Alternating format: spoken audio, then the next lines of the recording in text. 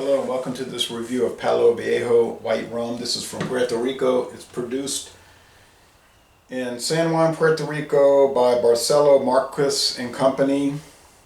I was able to find out that it's been on the market since 1906.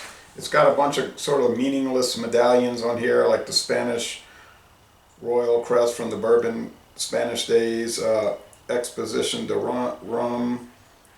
Another thing is showing a fort in Puerto Rico, another crest, a conquistador, like a Catholic saint, and La Isla de Puerto Rico, the island of Puerto Rico. So, nice label, but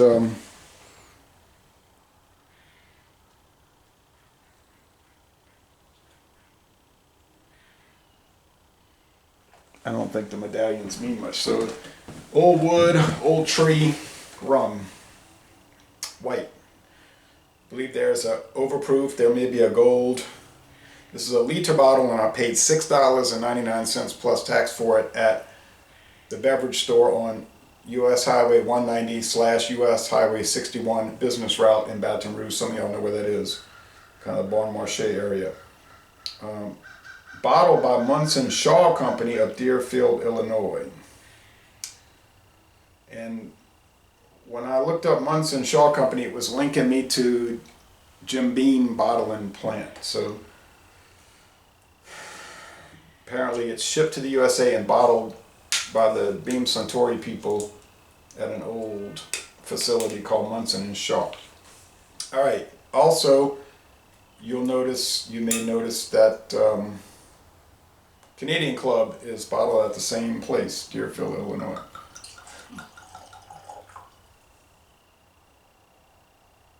This is the first video review for this product in the world. I did do a search for the prices online at liquor stores that have websites, and for a liter it was much more expensive than $6.99. I think the lowest I found was $14.99, so I think I was able to get a great deal on this at the beverage store, an amazing store in Baton Rouge, Louisiana. I'd like to go back there one day. All right, so it's clear. There's no website for this rum. The government of Puerto Rico website, just talking about what to see in Puerto Rico, was referencing this rum. They listed a whole bunch of popular Puerto Rican rums, and Palo Viejo was one of the ones they listed. Nice alcohol legs. It's clear. They call it white rum, but it's actually clear. Right. So first video review for this rum in the world. Now there's a 6 or 7 year old video where they're showing how to make a mixed drink with it. Then there's one video where the guy said, I'm drinking a whole bottle of it in one night, but those aren't really reviews for the product. It smells like a lot of light molasses, sugar. They were saying, then there was like a sell sheet copy and paste on a lot of these liquor stores. Like they obviously had the same sell sheet from the company, and they were just putting that on their product description, saying it had an unusually higher molasses flavor and a fruit flavor. Unusually higher molasses flavor that you'll get with a white rum, they were saying. Okay, this doesn't smell too different than the Aristocrat or the maybe Clubhouse, but anyway, smells nice, but let's go with the taste. I'll be curious to see how this pans out in taste challenges with all the other white rums I have, which is so many now.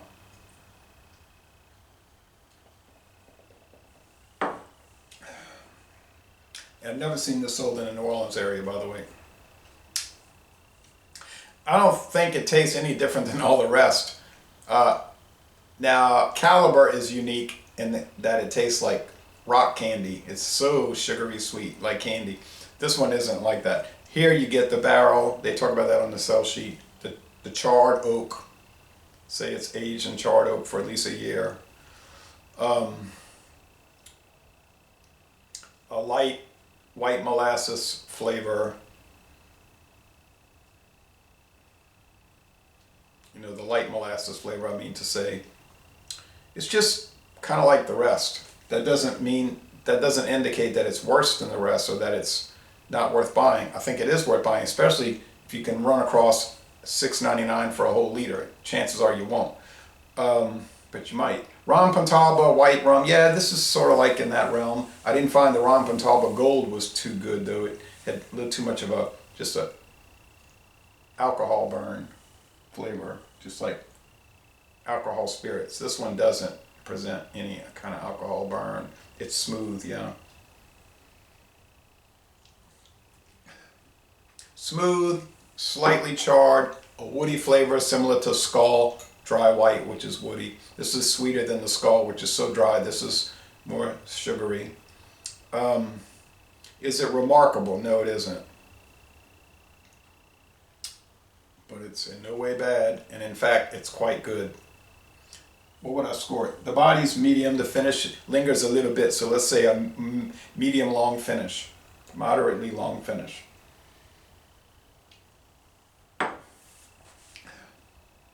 It's quite enjoyable.